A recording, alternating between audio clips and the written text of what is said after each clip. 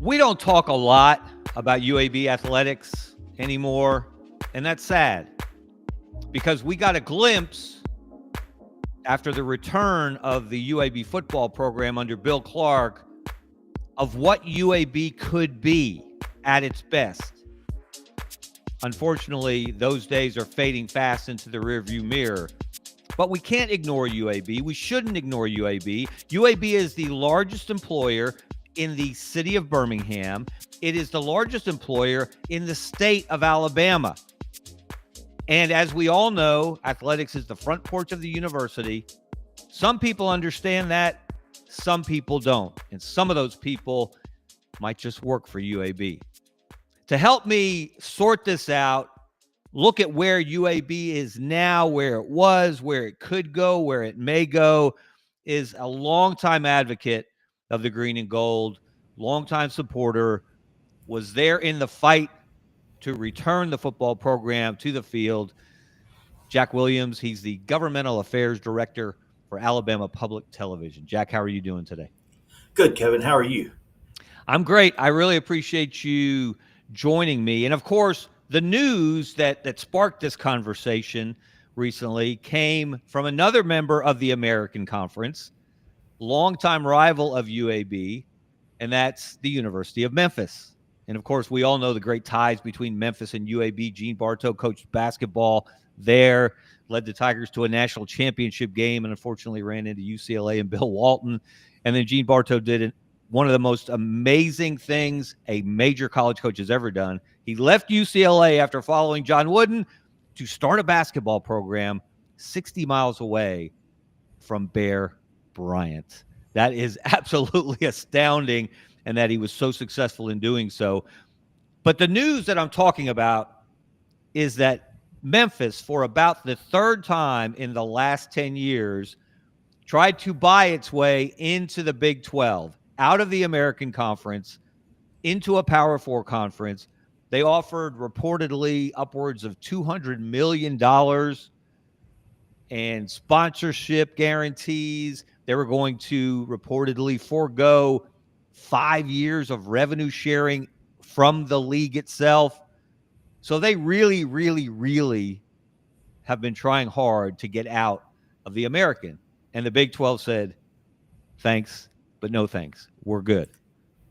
And Memphis issued a statement after that, Jack. Let's look at the statement that Memphis issued after the rejection. They acknowledged that they had reached out. The University of Memphis is aware of the recent conversations regarding our potential inclusion in the Big 12. While those discussions did not ultimately move in our favor, there's an understatement, our university and Memphis athletics are stronger than ever, and we look forward to continuing to strengthen our position nationally. Your thoughts on that statement from the Tigers? Memphis must feel like Dikembe Mutombo is the commissioner of the Big 12, and they're going, no, no, no, no, no. It's wagging their finger at them. Yes. It's an embarrassing situation for Memphis, but it doesn't reflect well on the American Athletic Conference either. But I think Memphis is a little too anxious, and there's a lot that's going to play out even after the story about Memphis came out. You had the story out of Chapel Hill come out about ACC schools looking at the SEC and the Big Ten. We may be 5 years away, but we're not too far away from another major realignment that could provide some real opportunities for Memphis and for UAB if they get their house in order. Conference expansion fades into the background occasionally as we focus on other things like NIL and revenue sharing and the college football playoff, the NCAA basketball tournament, how many teams are going to be in each going forward. But it never goes away. Expansion always looms in the background. Who's going to join what league? Who's going to leave what conference? The Pac-12 has rebuilt itself as the Mountain West 2.0, apparently. And they're not going to be a power conference again based on that roster that they've put together, but they have strengthened themselves, and kudos to them for not going away, not giving in when the Big Ten swiped their biggest brands. But I get this sense, Jack, I've always thought this, that Memphis thinks it's more than it is, that Memphis has an inflated sense of self as an athletic department. And I can't shake that feeling. And I decided to look up and put some numbers to it. How have they performed as a member of the American Conference? Let's look at, oh, and by the way, how about the timing of the news coming out that Memphis tried to throw all this money at the Big 12 to join the league, while the Conference USA, I'm sorry, wrong conference. The American Conference was rebranding.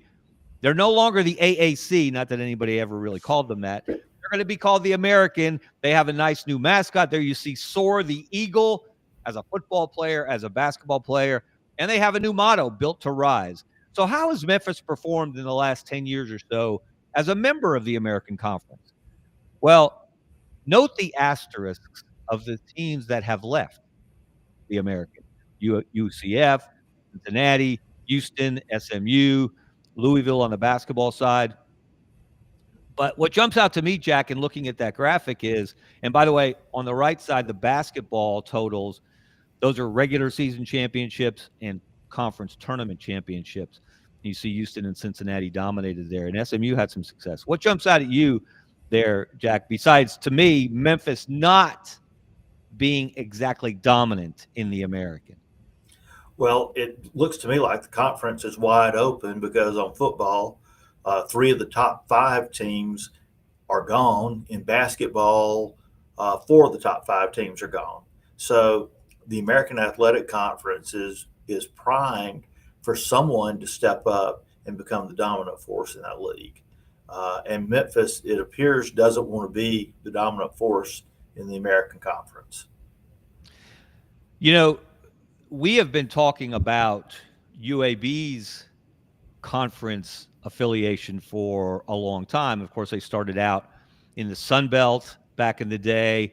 And then when Mike Slive and the Great Midwest was formed, they joined that. And that was really built strongly on Gene Bartow's relationships. Yes.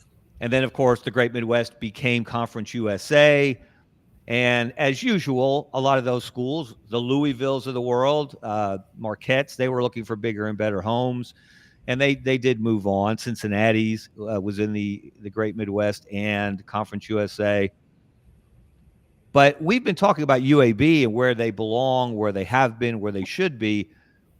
And when I saw this story, Jack, about Memphis, again, getting turned down by the Big 12 and making these very loud and expensive overtures, I reflected back 9 years to a story that I wrote in AL.com about UAB, or at least someone connected to UAB, making an inquiry of the Big 12. And now it can be told, Brendan, can we see a copy of that story, or at least the headline and the lead on that story on AL.com that I wrote? I think it was in September 28th, 2016, to be exact.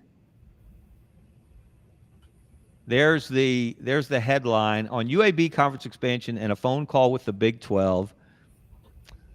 While the Big 12 continues to waffle on expansion, with word that Oklahoma, then a Big 12 member, isn't crazy about the so-called leading candidates, you'll never guess which school reached out to the conference and got as far as a conversation with the commissioner. It was UAB. And now it can be told, we're not exactly revealing the identity of Deep Throat here, but the source for that story, who was not identified in that story, is none other than Jack Williams. Jack, you want to take us through what happened 9 years ago? Well, obviously, 16 UABs, we're leading into the return of which came a year later in 2017, 11 months later in 2017. And there was a lot of talk about Big 12 expansion, and I don't know that, I don't remember if they even expanded. I think they contracted since then, and then they had some expansion later on. But I had worked very closely with the athletic administration, and particularly with Coach Clark and some other boosters in the Birmingham community that really felt like UAB was in a position to really take off and do some special things reminiscent of what UAB did in the early years of basketball under Gene Bartow. And at the time, I was a member of the Alabama legislature, and I had was fortunate enough to have some connections around the country in Iowa and in Oklahoma. And I made calls to a few friends, and they put together a phone call with the Big 12 commissioner, whose name I'm drawing a blank on right now. Yeah, that was Bob Bowlesby at the time. Bob Bowlesby, and I'm driving into Montgomery one Tuesday morning, and I get a call from Commissioner Bowlesby, and we had probably a 20-30-minute conversation, and he was grateful for our interest, said that they primarily were working with the universities themselves and their legal departments as opposed to boosters. If I remember correctly, I want to say it was Northern Illinois that was trying to get into the Big 12 at the time. I didn't remember that. Somebody, I think it was somebody from the MAC. And as we're looking at that, I think there are several programs in the Southeast that would, and my thought was the only schools that have had real success, or the only conferences that have had real success, were the Big Ten, which is outside of the footprint of the U.S. of the SEC, and the ACC at that time, which had gone head to head and operated within the footprint of the SEC. That the Big 12 had suffered at the hands of the SEC, with their poaching members at that time, Arkansas and Texas A&M, and now Texas and Oklahoma.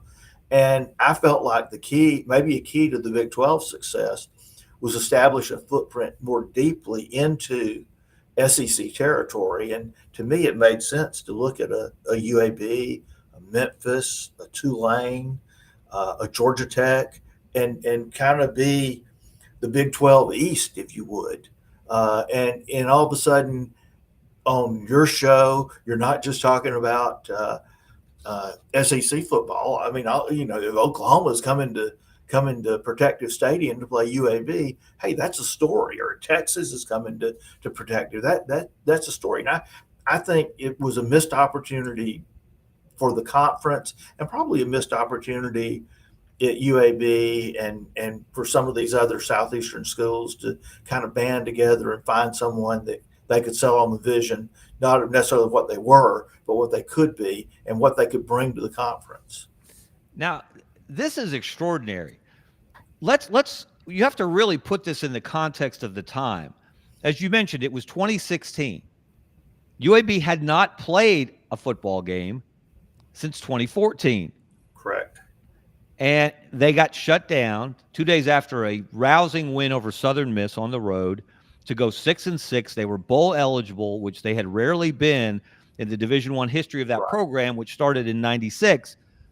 And we had been reporting for some time before that it looked like this was going to happen. They were going to shut it down. And indeed they did on December 2nd, 2014.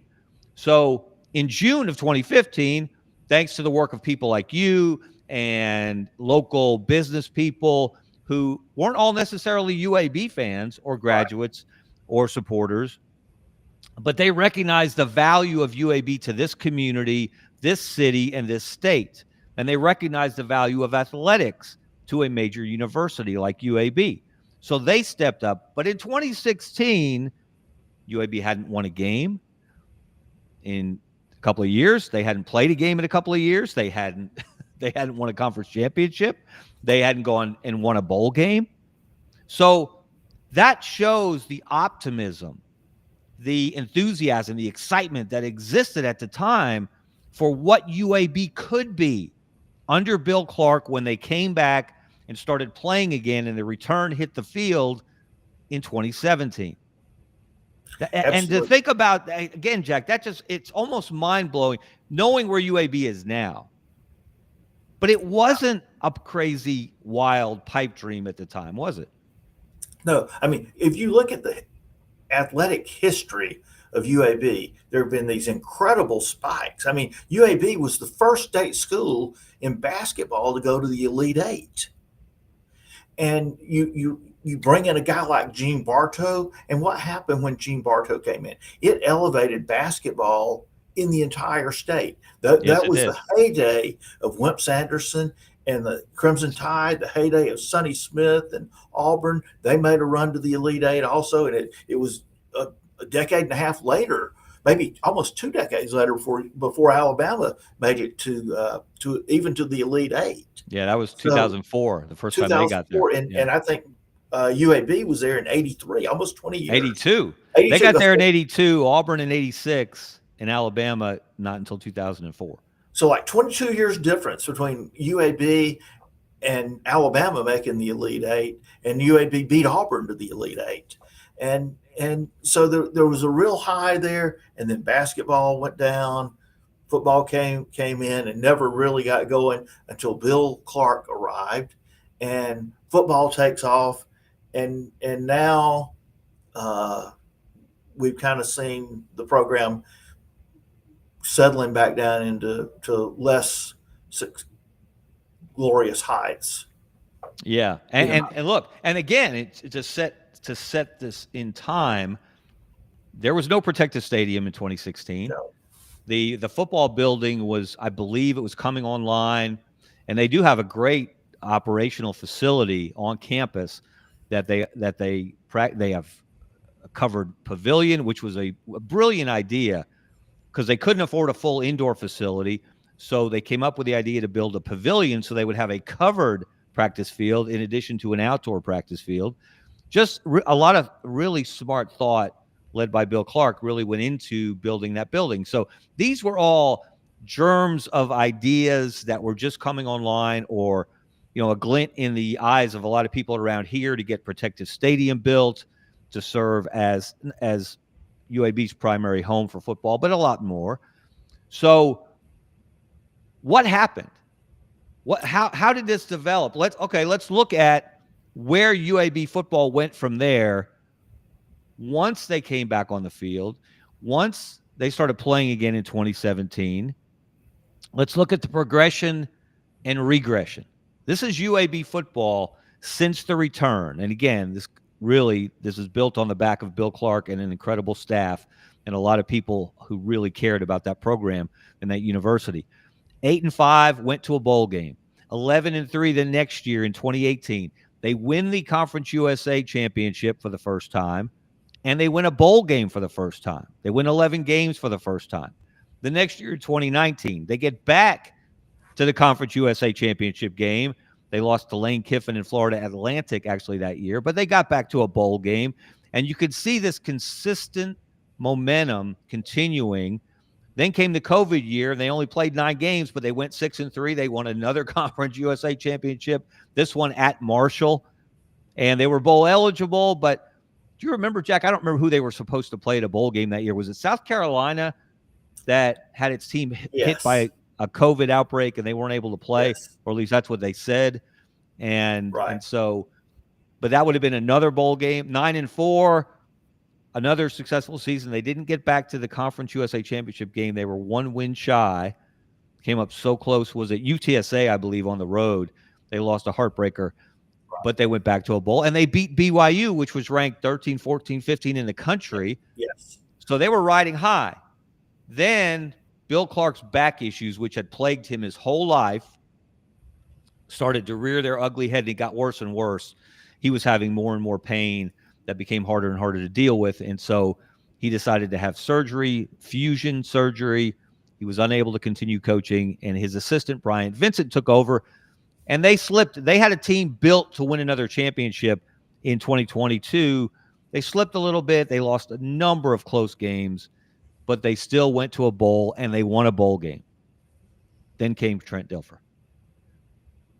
and you see the regression from there, 4-8 2 years ago, 3-9 last year, and I've said this, Jackie, correct me if you, I'd like to hear your thoughts. I think all the momentum, all the excitement, all the enthusiasm from the start of the return, from the first day back in June of 2015 that they announced it was coming back, and all the good things that were accumulating and building on themselves, the football operations building, protective stadium, conference championships, bowl wins, it's all kind of evaporated, hasn't it? It has, and you know, and this has had an impact on the entire city, because if there's no UAB football, there's no protective stadium. That was a key piece in protective even being built, was the return of UAB football, and I think that some in leadership at UAB have failed to recognize the significance that UAB brought to the city and to the university. And in some instances, maybe they recognize it and they feel threatened by it because they have other things that are more important to them. But I think back to a story Coach Bartow told me, that the inception of the athletic program at UAB went back to Jerry Young going to Dr. Dick Hill and saying, look, and the university was probably less than 10 years old then. And he says, we go to a medical conference in Switzerland and folks talk about the great work we're doing in medical research. And you go to Homewood or Centerpoint or Tarrant and folks who've never heard of UAB. And it's athletics that's put UAB on the map in this city and in the state of Alabama. And sadly, the current leadership at UAB has not figured out how to capitalize on that. And I'm talking about, I'm not necessarily talking about in the athletic department itself. I'm talking about the actual leadership of the university, and probably to some degree the board of trustees have continued to fumble what they've got in UAB athletics. This is a sports town, and people love back in the winter, and UAB has generated a lot of excitement over the years that's just produced yawns in the administration. And we should add, going back to your inquiry to the Big 12 back in 2016, that was not supported by, assisted by in any way the administration, President Ray Watts, Athletic Director Mark Ingram. That was not something that they were on board with at the time. Is that correct? People within the administration were unhappy about that conversation, especially when it became public. Why were they unhappy about it? Because it didn't. I don't think it meshed with their vision of what UAB could be, which it doesn't necessarily include a successful athletic program. Wow, that's part of the saddest commentary I think I've heard in a long time about what the vision is or isn't about what UAB athletics can be. But let's look at that 2017 to 2021 period, that 5-year stretch under Bill Clark after the return. Memphis has big dreams. Memphis thinks of itself as a power conference program. Okay, well, where was Memphis football versus UAB football in that period, 2017 to 2021? Let's look at a visual representation, if you will, of where those programs were during that time. And we should add that was a transition period for Memphis. Mike Norvell was the coach for a couple of years in that stretch, and then he moved on, and Ryan Silverfield took over, and he's still the coach. Now, again, put this in perspective. This is a 5-year period. That's a pretty good sample size.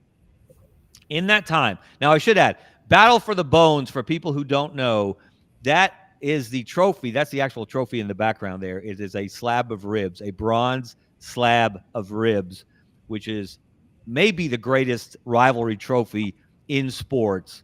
And it so represents the city of Birmingham and its love for barbecue, and the city of Memphis and its love for barbecue, represented by any number of outstanding barbecue restaurants. They didn't play each other in that time because UAB was in Conference USA, Memphis was in the American. But look at the comparison. One win separated them in that time. In conference championship games, they each played in 3. UAB won 2 of them. Memphis went 1-2. And their bowl record in that time, UAB 2-2, Memphis 1-3. And UAB missed out on a chance to play in a bowl, as we mentioned, in 2020 because COVID hit the proposed opponent, which, again, memory seems to tell me that it was South Carolina. So what does that tell you, Jack? What does that tell you about UAB's ability to compete? And again, different conferences. Conference USA was not as strong necessarily as the American at the time, but you also have a budget built on your league, comparable in your league. Well, it tells me that UAB and Memphis are comparable in their ability to put a quality product on the field or on the court, and that the difference has been where these universities see themselves. And in all honesty, Memphis kind of views UAB as a little brother, that they want to be distanced from us, somewhat akin to how Louisville has always viewed Memphis. Memphis has always been Louisville's little brother. That's a good comparison. And so what UAB lacks is the leadership at the top with the vision for success for UAB on the athletic field. And if you look at back up 10 or 11 years, and the voices that were fighting within UAB to help restore the pride that we had in our athletic program and to help bring football back, most of those faces were gone within a year or two. I don't think you can have a successful university or a successful anything if you push away the people that challenge you to be better. Well, unfortunately, people who were affiliated with Gene Bartow, who were colleagues of Gene Bartow, who supported Gene Bartow, they were not necessarily, or have not been, embraced, shall we say, by UAB leadership over the last decade or so. And no, not at again, all. that's another segment of the sad commentary that we're discussing. So where does UAB go from here? That's the big question. Look, we know UAB basketball can compete under Andy Kennedy. It's doing that. Since he got there in 2020, they're averaging 25 wins a year. They've won 2 conference tournament championships to go to 2 NCAA tournaments. They won the conference tournament championship their first year in the American 2 years ago. They got back to the conference championship game last year. They're 2 for 2 as a member of the American in getting to the conference championship game. 2 years ago, they won it. Last year, they fell to Memphis. So basketball is not a problem, and they've done a nice job. This is one thing we can give Mark Ingram some credit for. Under his watch, whether it wasn't all his doing, but under his watch, they have improved facilities, and the basketball practice facility is part of that. So basketball can compete. I have no doubt about that. That's been proven. The real question, though, we know what drives the bus, and it's football. Yes. Can football compete, first of all, in the American, the newly constituted American, which doesn't have UCF, it doesn't have Cincinnati, it doesn't have Houston, and if Memphis has its way, it won't have Memphis for much longer either, if they can find another home. So last week at the American Conference Media Day, we know Trent Dilfer is very verbose, shall we say. He's good at talking. He likes to talk. He's well-spoken. He will say things that other coaches will not say, sometimes to his detriment, as we found out last year when he inadvertently insulted the history of UAB, the UAB fan base, when he said, this is not freaking Alabama, and we're not going to relitigate that. That was a much bigger deal than it should have been or had to be. had he handled it differently 2 days later. But at the American Conference Media Day, he said something that just was extraordinary to me. And let's look at this quote. And kudos to the American Conference, by the way. That's their photo illustration in the background, by the way, that they put out on Twitter on their account. I love what they did there. This is a quote from Trent Dilfer. We're in an era when college coaches are supposed to be strong, invincible. We celebrate ego and brashness and this and that.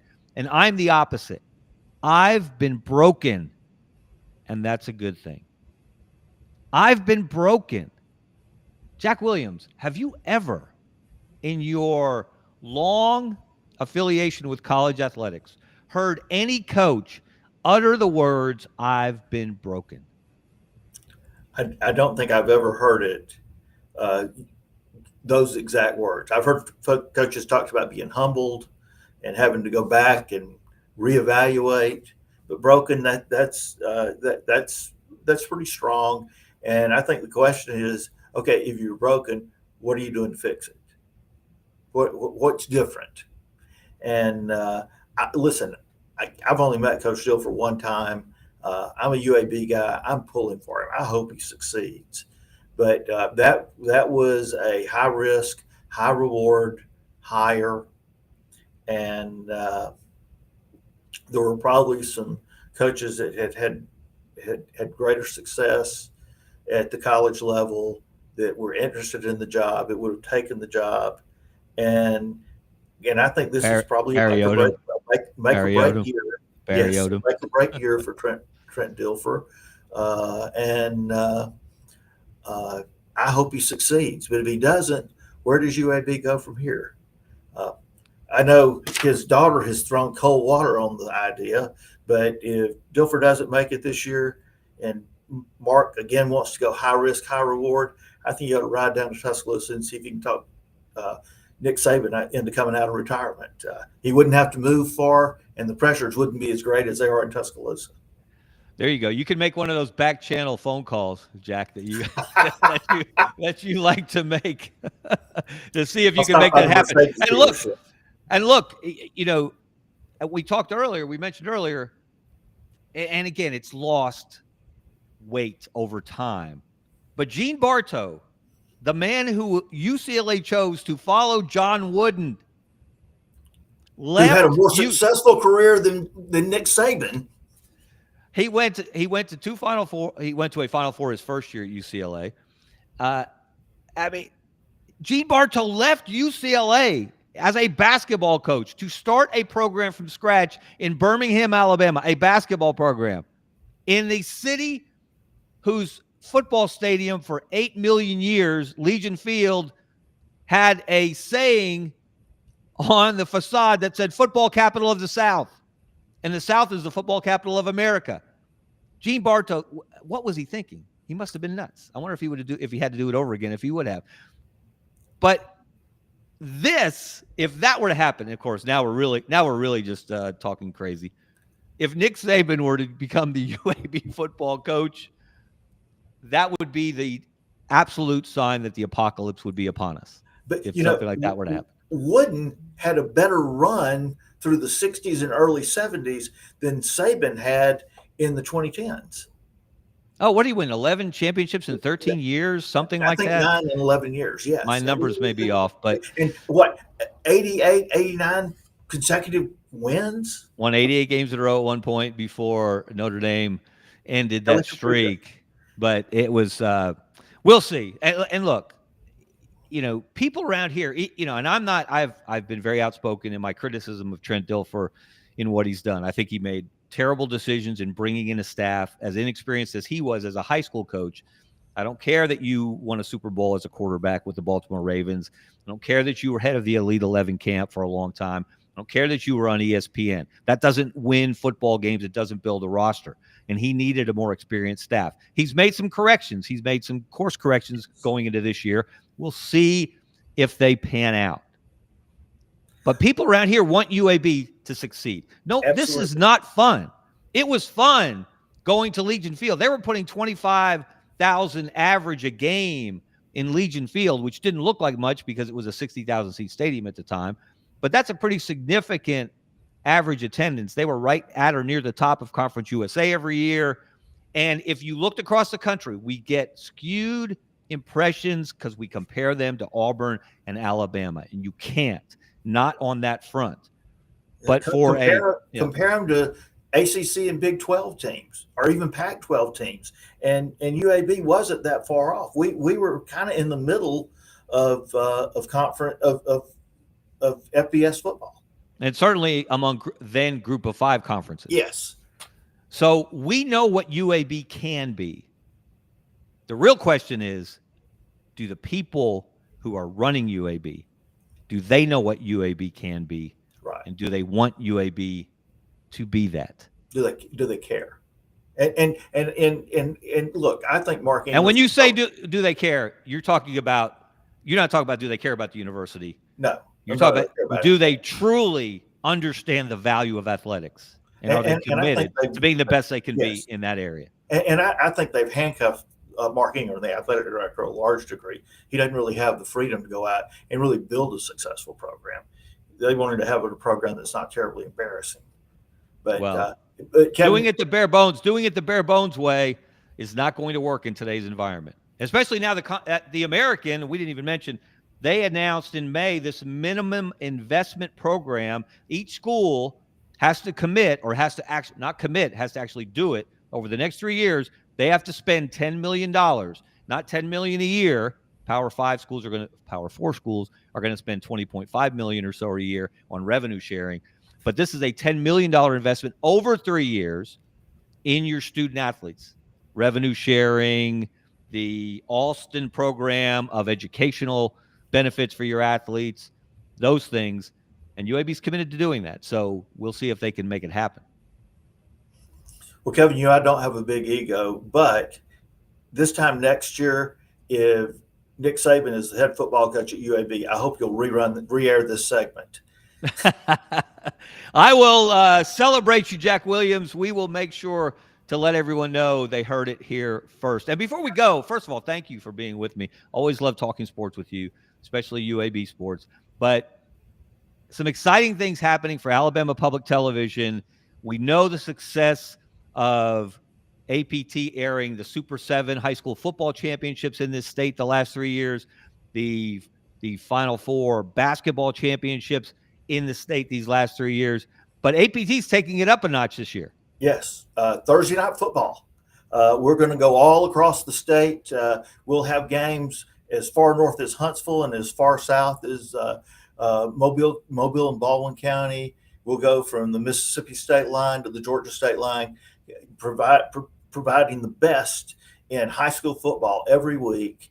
And Kevin, think about some of the young men that we've seen play. Ryan Williams, the kid whose name I can't pronounce from Clay Chalkville, that's both 5-star athletes at Alabama now, and a lot of other guys that have gone on to do, that are going to do and have done some incredible things at the collegiate level. You get your first glimpse at them on Alabama Public Television. And some guys we saw last year, like Jaquez Wilkes from Wadley, yes, who ran for 300 yards in the 1A championship game. He recently committed to Auburn. So it's fantastic that we see this kind of coverage because, as you said, Jack, this city, this state loves sports. It loves college sports, and it loves high school sports. And I can't wait. I can't wait for Thursday night football to kick off. It'll just be a few weeks from now, won't it? We'll have some fun at halftime during those games, Kevin. I think we will. I hope I'll be around to be a part of that. All right. Yes. That's going to do it today for Scarbo Knows. I'm Kevin Scarbinsky. He's Jack Williams. Thank you to Brendan Martin, executive producer. Please check out all the great shows on the Sidelines.live network. Rob Brown, Buddy Martin, et cetera, et cetera, et cetera. Great stuff. Thanks, everyone. Have a great day.